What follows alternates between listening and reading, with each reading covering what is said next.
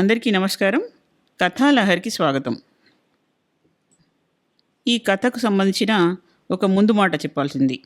ఈ కథ కేంద్ర సాహిత్య అకాడమీ ప్రచురిస్తూ ఉన్న తెలుగు కథా సంకలనాలలో మూడవదైన ఒక తరం తెలుగు కథ అనే సంకలనం నుంచి తీసుకోబడింది. ఈ సంకలనకర్త డి రామలింగం గారు. ఈ పుస్తకం ప్రచురించబడింది 1994లో. నేను చెప్పబోయే కథ పేరు ఇక్కడ మొక్కలు ఎదగవు. రచన జి లక్ష్మి గారు. ఇక కథలోకి వెళదామా? చెట్టు నుంచి వేళ్లాడే పిచ్చుక గూళ్ళలాగా ఏమిటో ఈ బతుకులు నిట్టూర్చింది కళ. పిచ్చుకలన్నా ఒకదాని గూట్లోకి ఒకటి తొంగి చూస్తాయేమో, వీళ్ళు ఆ పని కూడా చేసేలా లేరు. ఎక్కడికక్కడ తలుపులు బిగించుకున్న క్వార్టర్స్ గదుల వైపు చూస్తూ వెనక వైపు బాల్కనీలకు వచ్చి నిలబడింది. క్వార్టర్స్ వెనక ఖాళీ స్థలంలో కాగితాలు ఎరుకునే వాళ్ళు, గుడారాలు లాంటివి ఉంటే వాటి వంక చూస్తూ నుంచుంది. అక్కడ ఓ 10-15 మంది పిల్లలు ఒంటి మీద గోచిపాత కూడా లేకుండా దుమ్ములో ఆడుతున్నారు. పెద్దవాళ్ళందరూ కాగితాలు ఏరుకోవడానికి వెళ్ళిపోయినట్టున్నారు. ఇక వీళ్ళు మిగిలారు. కొన్ని రోజులు పోయిన తర్వాత రెక్కలు రాగానే వీళ్ళు కాగితాలు ఏరుకొచ్చి ఉడతా భక్తి సాయపడతారు కావును. ఏం బతుకులో! ఆ మురుగుంటల్లోని పందులకు ఈ పిల్లల కన్నా భద్రత, రక్షణ ఉంటుందనుకుంది కళ.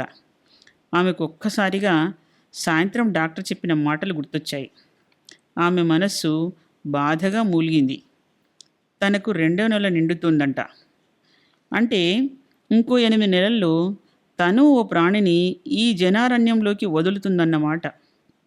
అందరూ మాతృత్వం, మమత అంటూ గొప్ప గొప్ప కబుర్లు చెప్తారు.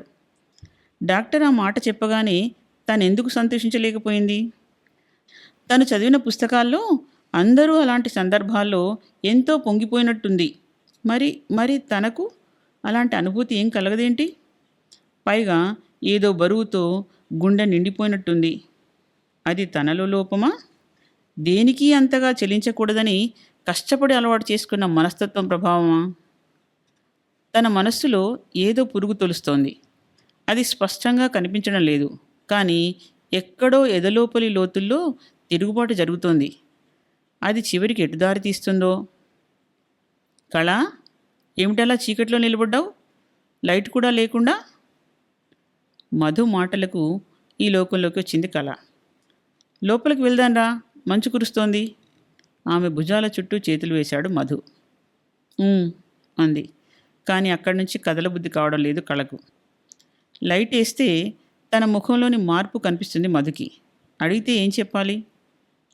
ఆమె ఆలోచన తెగనే లేదు. మధు అడిగేశాడు. కళ, ఏమైంది? అలా ఉన్నావు? డాక్టర్ చెప్పింది వినగానే నాకు ఎంత సంతోషంగా అనిపించిందో తెలుసా? నీ ముఖం చూడగానే అదంతా చప్పున చల్లారిపోయింది.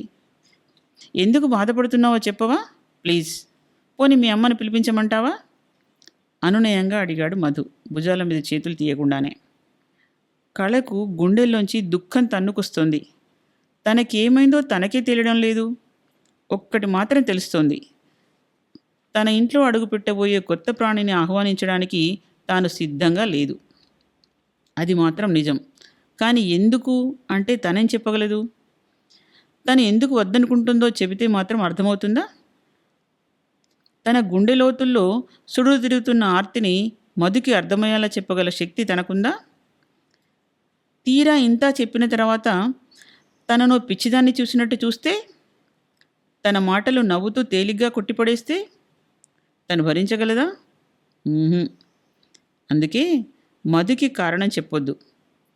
తనకు ఇప్పుడే ఇష్టం లేదని చెబుతుంది, అంతే. తర్వాత సంగతి తర్వాత చూసుకోవచ్చు. కళ ఆలోచనలు ఒక రూపుదిద్దుకుంటున్నాయి. మధు, నాకీ పాప వద్దు. ఎలాగో గొంతు పిగిల్చుకొని అంది కళ. ఆ మాట అంటుంటే ఆమె గొంతు వణికింది. మధు తలెత్తి కళ ముఖంలోకి చూశాడు. చీకట్లో ఆమె మొహంలోని భావాలేవి కనిపించలేదు. కళ, ఏమిటి పిచ్చి? ఎందుకు ఫీల్ అవుతున్నావో నాకు చెప్పొచ్చుగా? చెబితే నేను ఆ మాత్రం అర్థం చేసుకోలేని మూర్ఖుడిని కాదుగా. మెత్తగా ఉంది అతని గొంతు. ప్లీజ్, నాకు కొంత టైం ఇవ్వు. ఇప్పటి నుంచే ఆ బాధ్యత అంతా తలకెత్తుకోవాలంటే భయం వేస్తుంది. ఇంకా మన బతుకులకి ఒక స్థిరత్వం అంటూ రాలేదు. ఇక వచ్చే వాళ్ళకి ఏం చేయగలం? కళ గొంతులో తడి. మధు ఒక్క క్షణం ఏం చెప్పలేనట్టు నిస్సహాయంగా చూస్తుండిపోయాడు. నిజమే, ఇంకా తామే లైఫ్లో సెటిల్ కాలేదు. అప్పుడే కొత్త బాధ్యత అంటే కష్టమే. కానీ సెటిల్ కావడం అనేది అన్సర్టెన్ అయినప్పుడు ఎంతకాలం వాయిదా వేయాలి? కళ ఇంకెందుకో కూడా బాధపడుతుంది. తనకెలా తెలుస్తుంది?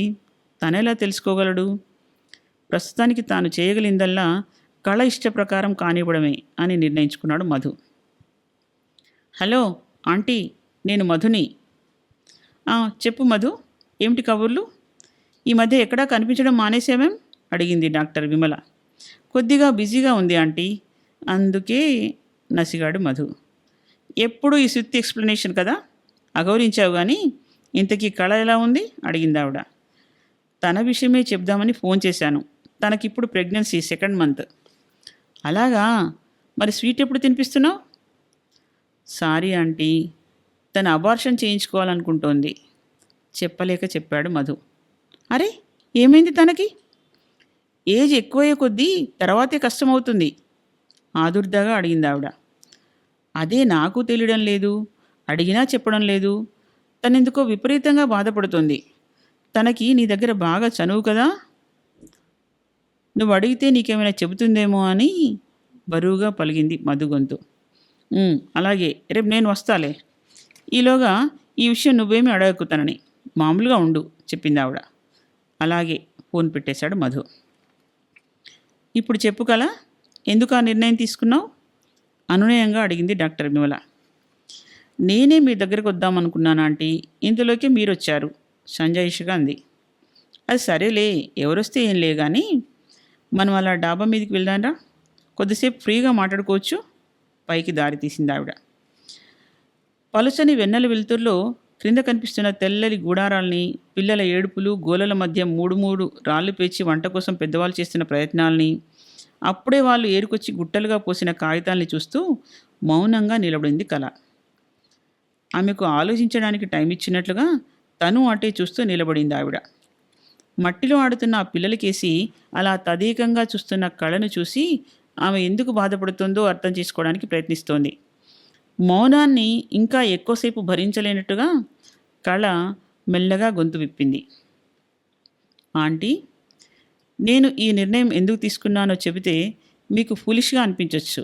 కానీ ఒక ప్రాణిని ఈ లోకంలోకి తీసుకురావాలా వద్దా అనే విషయంపై జన్మనిచ్చే తల్లిగా నాకు సంపూర్ణ స్వాతంత్రం ఉందనుకుంటున్నాను. నా పాప భవిష్యత్తు గురించి ఆలోచించే హక్కు నాకు ఉందంటారా, లేదంటారా? నిశ్చలంగా ఉంది ఆమె గొంతు. లేదని ఎవరు అనగలరు కళ, అందావిడ కళ భుజాన్ని అనునయంగా తడుతూ. అయితే ఆ హక్కు నాకున్న పక్షంలో ఆ ప్రాణి ఎప్పటికీ ఈ లోకంలోకి రావాలని నాకు లేదు. కడుపులోనే నా చిట్టి తల్లిని భద్రంగా దాచుకుంటాను, స్థిరంగా చెప్పిందామె. ఆమె గొంతులో కనిపిస్తున్న నిశ్చయానికి ఆందోళనగా చూసింది ఆవిడ. నేను ఈ మాట ఆవేశంతో చెప్పడం లేదంటే ఎంతో ఆలోచించే ఈ నిర్ణయానికి వచ్చాను. డాక్టర్ ఈ మాట చెప్పకముందు వారం కిందే పసికట్టాను. అప్పటి నుంచి అదే ఆలోచిస్తున్నాను. మీకు తెలుసు కదూ ఆంటీ, 2 మగపిల్లలు 2 ఆడపిల్లల మధ్య 3వ దాన్ని నేను. వెనుక స్థిరచరాస్తులంటూ ఏమీ లేకుండా కేవలం తన రెక్కల కష్టంతో మమ్మల్ని అందరినీ చదివించాడు నాన్న. దానికోసం ఆయన ఎంత కష్టపడ్డాడో, ఎన్ని పాటలు పడ్డాడో నాకు అంతగా తెలీదు. కానీ అదంతా మా అమ్మ నాన్నే అనుభవించారు. వాళ్ళు పడుతున్న కష్టం మాకెక్కడ తెలుస్తుందో అని తెల్లవారుజామున అందరూ నిద్రపోయేటప్పుడు చిన్నగా చెప్పుకునేవారు. పెద్దదానికి ఫీజు, 4వ వాడికి బట్టలు, 5వ వాడికి పాల డబ్బా అంటూ అమ్మ చిన్న గొంతుతో చెబుతుంటే నాన్న బరువుగా నిట్టూర్చడం దుప్పటి ముసుగులో నుంచి విని కదిలిపోయేదాన్ని. ఏమీ చేయలేని నిస్సహాయత, భారంగా తయారవుతున్నామనే గిల్టీ ఫీలింగ్తో తెల్లవారి అమ్మా నాన్నల ముఖంలోకి సూటిగా చూడలేకపోయేదాన్ని. అవసరాల్ని పరిమితం చేసుకొని ఫ్యాషన్లు, విలాసాలు అంటూ వేధించకుండా చదివే ధ్యేయంగా స్కాలర్షిప్లతో నెట్టుకొచ్చాం మేమంతా.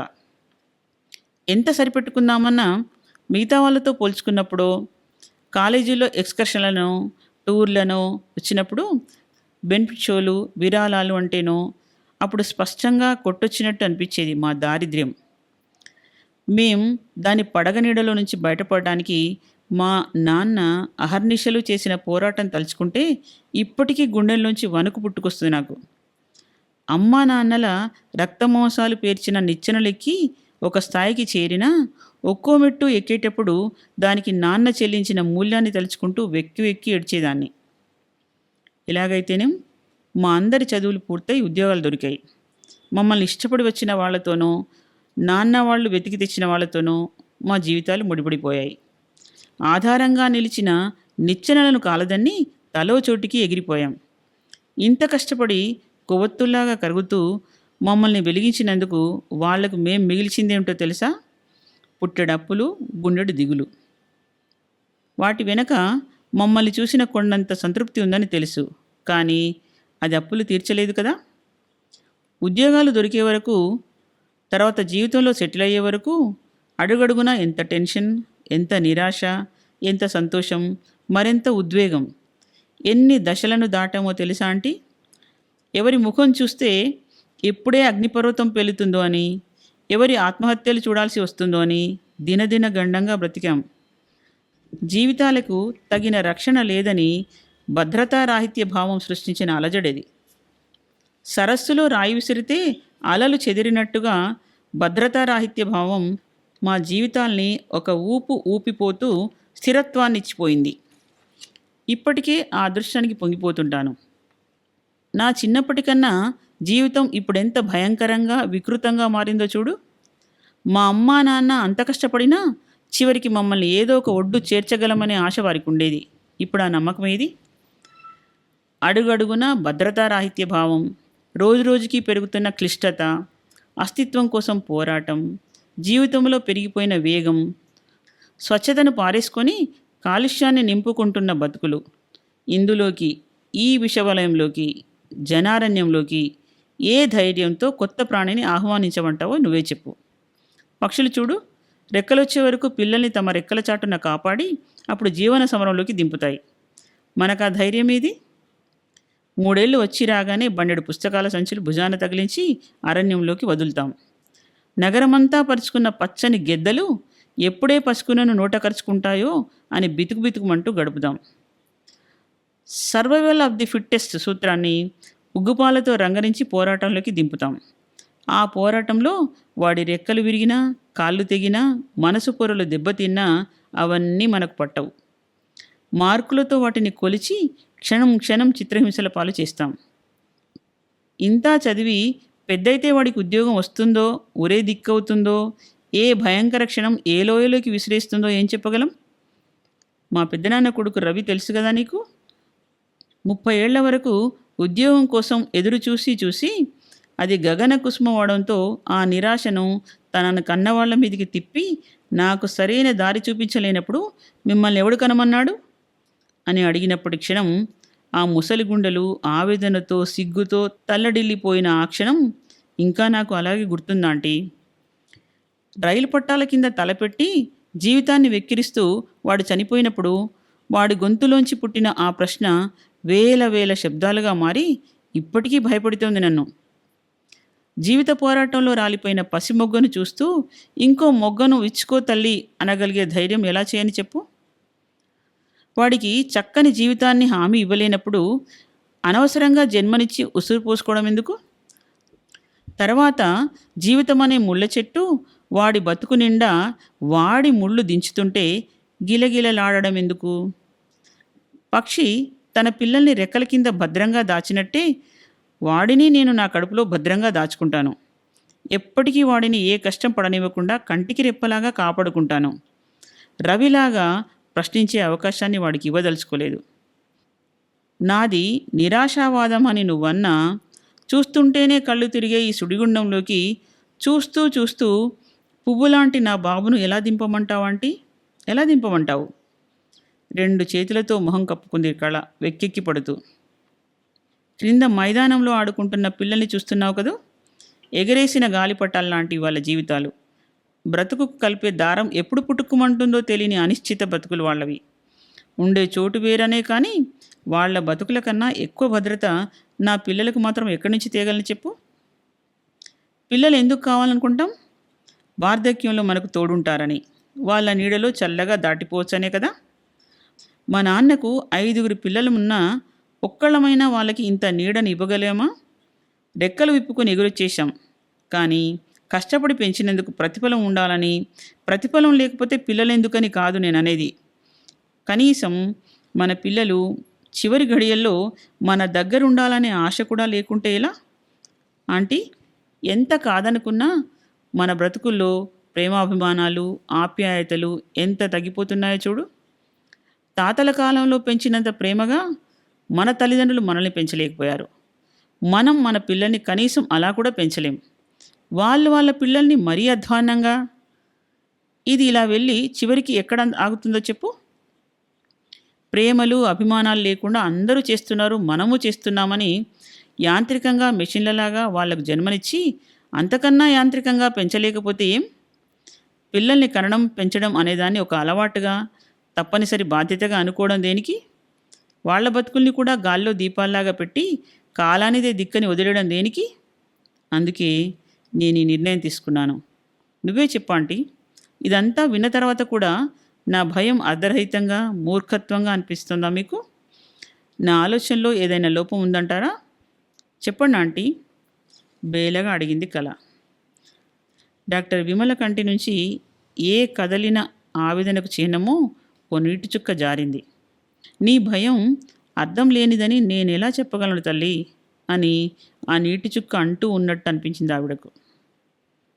కథ సమాప్తం. మరో మంచి కథతో కలుద్దాం.